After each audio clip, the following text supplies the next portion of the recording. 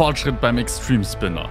Eine neue Attraktion, Musik beim Starshape, Feuerwerksshow, neues Feature. Leute, es wird immer krasser langsam. Ich würde sagen, herzlich willkommen, mein Name ist Svi, Teammitglied von Coastal Galaxy World und ich nehme euch mit in die 5. Folge von Behind the Gears.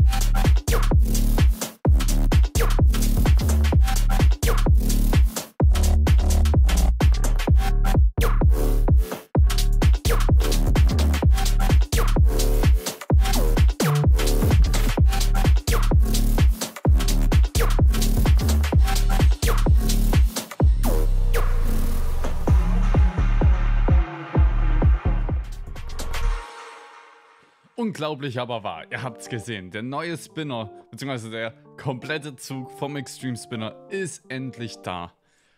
Er sieht einfach Hammer aus und wenn er auf der Strecke unterwegs ist, es macht echt ein komplett anderes Bild als die weißen leeren Züge davor. Apropos auf der Strecke unterwegs, ich glaube da ist auch noch was anderes unterwegs. Gehen wir mal zum nächsten Thema. Ich fühle mich irgendwie so, als hätte ich ein Déjà-vu. Ich habe in der letzten Folge nämlich gesagt, dass wir mit einem großen Wunder noch eine neue Attraktion in Starshape reinbekommen haben. Und ich kann das jetzt wieder sagen. Mit einem großen Wunder haben wir noch eine neue Attraktion reinbekommen. Und es ist eine wilde Maus von Mack Rides. Ich würde mal sagen, wir gehen mal direkt hin und schauen sie uns mal genauer an. Bei der wilden Maus angekommen, sehen wir, dass wir einerseits einen natürlich kompletten Wartebereich haben, der sich mit einem Außenbereich sowie einem Innenbereich traumhaft dastehen lässt. Der Innenbereich ist auch nochmal in der Sicht hin besonders, dass dort auch wieder ein erweiterbarer Wartebereich ist. So können wir eben noch mehr Leute in die Bahn bzw. in den Wartebereich lassen.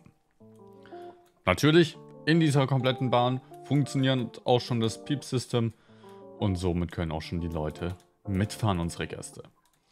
In der Station angekommen, merken wir sind wirklich richtig schön in der Mine angekommen und haben unseren Steuerpult so ein bisschen eingehauster. Und wenn wir daran gehen, sehen wir, ja, es ist alles da, was wir auch eigentlich schon aus den anderen Attraktionen kennen. Von der Musiksteuerung bis hin zu den Durchsagen, Wartezeitenanzeige, unsere Statistiken, Kamerasysteme. Das ist eigentlich soweit alles bekannt. Auch unser Steuerpult kennt man, hat alle Knöpfe und Funktionen, was es braucht. Fehlt natürlich noch ein Display. Kommt aber auch noch. Was an dieser Attraktion noch ein bisschen als neuer mit dazugekommen ist, ist, dass wir hier ein bisschen Flutlichter haben. Ist, glaube ich, für diesen Innenbereich, der recht dunkel sein kann, ganz wichtig. Wenn man die Attraktion steuert, fällt einem direkt auf, die hat ein paar Besonderheiten. Also gehen wir doch mal darauf kurz ein. Eine der größten Besonderheiten ist, man ist indoor und bevor die Wägen irgendwie losfahren, ist da ein geschlossenes Tor und dahinter bleiben sie stehen. Das ist allein der Grund, dass diese Attraktion hat einen Dual-Lift, nenne ich ihn jetzt einfach mal. Hat einfach einen Lift mit 2 Kabinen. Die fahren immer gleichzeitig, sonst gibt es eine Kollision. Und dort werden erstmal die 2 Züge, die dort immer reinfahren, auf die maximale Höhe hochgebracht. Und von dort aus übernimmt dann die Schwerkraft den Rest. Ist eine klassische wilde Maus von Mack Rides und ist, glaube ich, fast jedem bekannt. Wem eine wilde Maus nicht bekannt ist, ganz kurz zusammengefasst, wir haben sehr viele enge Kurvenradien ohne irgendwelche Neigungen und haben hin und wieder ein paar Momente, wo es natürlich bergab und bergauf geht. Das ist relativ schnell und kurz zusammengefasst. Die Wägen bestehen immer aus 2 Reihen, a 2 Personen pro Reihe, somit 4 Personen pro Reihe. Um diese Attraktion zu steuern, habt ihr für mich auch wieder 2 Möglichkeiten. Ihr könnt einerseits in bzw. an den Wagen selbst die Bügelkontrolle übernehmen. Oder ihr könnt sagen, ey, ich stehe hinterm Hauptpult. Ah ne, warte mal. Es gibt auch eine dritte Möglichkeit. Ihr könnt auch sagen, ey, ich will einfach beides machen.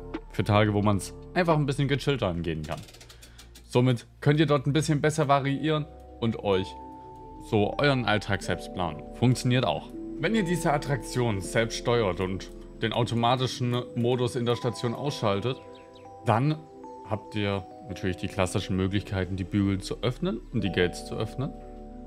Und natürlich auch Bügel zu schließen und die Gates zu schließen. In unserem Fall hier bei der Attraktion haben wir eine der wenigen im Park, die keine automatische Bügelschließung hat. Somit könnt ihr die Bügel zwar schließen, aber die Bügel gehen noch nicht automatisch zu. Da muss entweder die Kollegen oder Kollegin, die dann an der Bügelkontrolle steht, das machen, oder ihr selbst. Natürlich, die Gäste sind zuvorkommend, wie man es gewohnt ist, und machen ihre Bügel natürlich auch schon selbst zu. Kommen wir zu dem Punkt, was diese Attraktion besonders macht. Ihr könnt im Maintenance-Modus, an jedem Block die Züge immer einzeln weiterschicken. Somit habt ihr an jedem Block einen kleinen Kasten, so wie diesen hier. Den könnt ihr aufmachen und in diesem Kasten findet ihr einerseits einen Schalter, um den zu aktivieren, den automatischen Modus. Seht auch, welchen Status dieser Block gerade hat. Ihr könnt den Zug vorwärts schicken oder im Notaus betätigen. Ihr könnt aber auch an dem Kasten kurz nach der Einfahrt ins Gebäude rein, habt ihr einen Kasten, der ein bisschen mehr ist und offen rumsteht.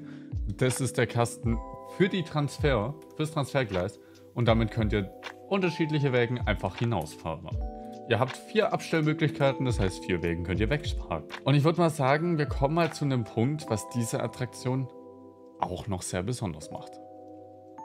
Mit der wilden Maus wurde noch ein weiteres Feature mit reingebracht. Evacuate der Q-Line, das haben wir in der letzten Folge schon gesehen, dass da irgendwie ein Knopf existiert, kommen wir auch irgendwann mal noch zum Sprechen. Aber in der wilden Maus, machen wir mal ein Beispiel, lassen wir mal einfach mal kurz die Anlage anhalten und dann sitzen da jetzt ein paar Leute drin und ja, die sitzen da jetzt länger, weil irgendwer hat da unten einen Stecker gezogen und das weiß ich leider nicht. Okay, das heißt, wir müssen die Leute rausholen. Ihr könnt aus jedem Blockbereich die Leute schön raus evakuieren. Dazu einfach schön in den Maintenance-Modus gehen. Ihr könnt auch den Notaus reinhauen. Sicherheitsgründe gehen vor. Und dann einfach zu den Wägen hingehen und dann die Bügel aufmachen. Die Leute finden dann ihren Weg selbst nach draußen. Wichtig, wenn ihr in der Nähe vom Lift bzw. oberhalb vom Lift die Leute rauslasst, müsst ihr noch einmal die Tür in den Lift rein und unten aus der Wartungshalle raus noch aufmachen, sonst bleiben die Leute stehen. Laufen sie nicht weiter. Wäre ein bisschen unpraktisch. Genau. Der Starshape. Ich mag ihn. Ich finde es eine schöne Attraktion und jetzt mag ich noch mehr. Der Starshape hat einen komplett eigenen Onboard-Soundtrack bekommen und der hört sich einfach Hammer an. Ich zeige euch mal zumindest einen kleinen Ausschnitt davon.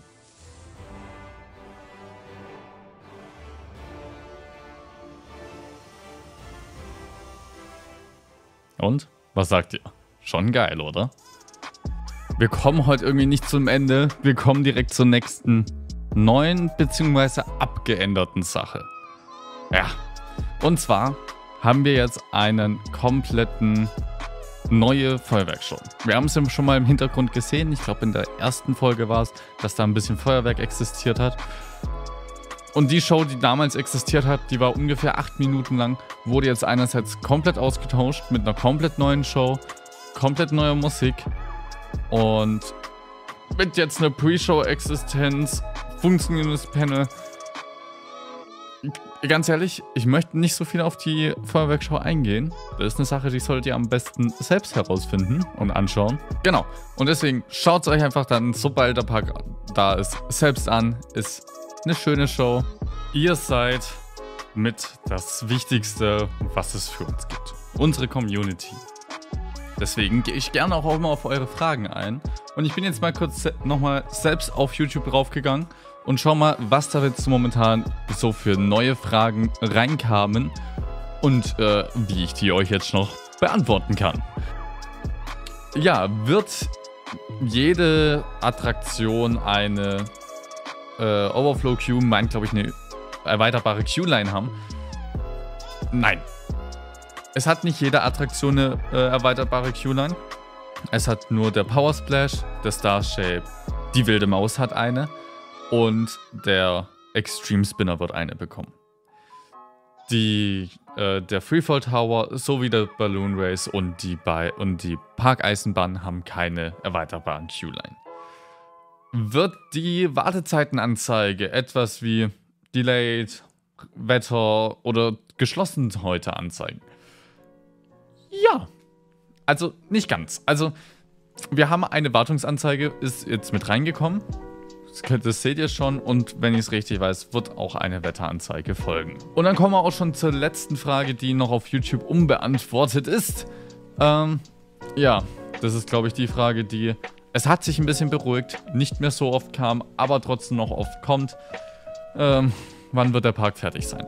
Leute, wir sind momentan bei einem 70% Status.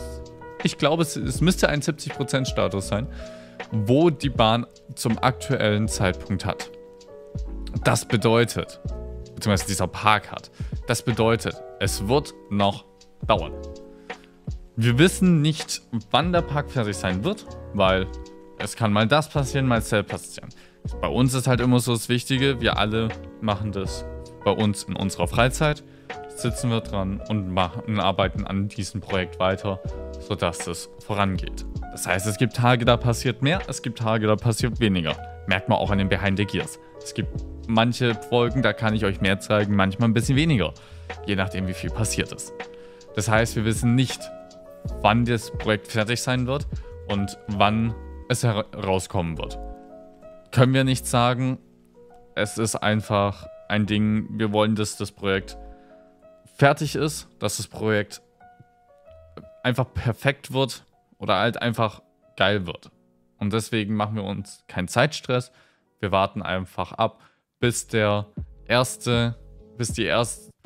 Ding überhaupt fertig ist, bevor wir erst sagen können, wann es rauskommt. So, damit allen klar ist und wenn ihr noch mal jemand fragt, sendet diesen Abschnitt vom Video. Und das war's allgemein wieder mit der Folge Behind the Gears. Schon die 5. Folge, krass. Wenn ihr noch weitere Fragen habt, schreibt die gerne hier unten in die YouTube-Kommentare rein. Dann werden wir sie uns in der nächsten Folge anschauen. Und ansonsten würde ich sagen, lasst gerne ein Abo da, um keine weiteren Infos, News oder was auch immer zu verpassen über unsere Projekte. Und dann bis zum nächsten Mal. Haut rein, bis dann und ciao.